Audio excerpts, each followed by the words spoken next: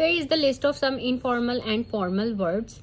In speaking, you should use informal words, and in writing, you should avoid informal words and use formal words.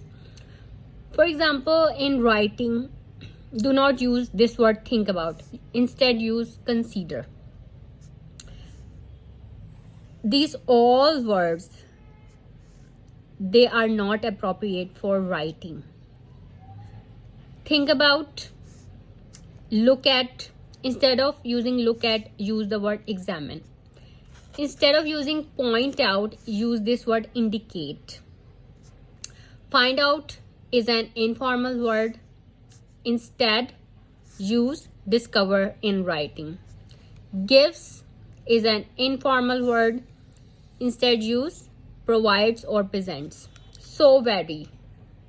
Do not use this word in IELTS writing or SAT or OET.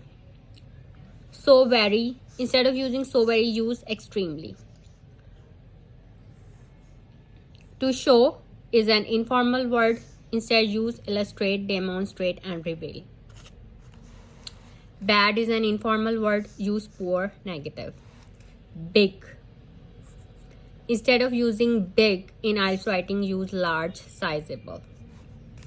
Get is an informal word. Use obtain, receive.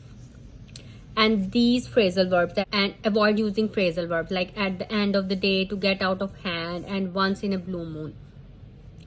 Because students are using these phrasal verbs in writing, so these phrasal verbs are not appropriate and do not use them.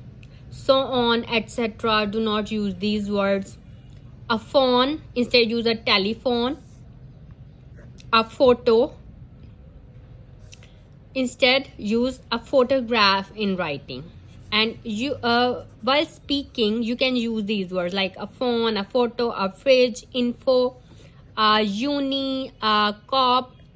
But in writing, you have to use a telephone, a photograph, a refrigerator, information, a university, a policeman.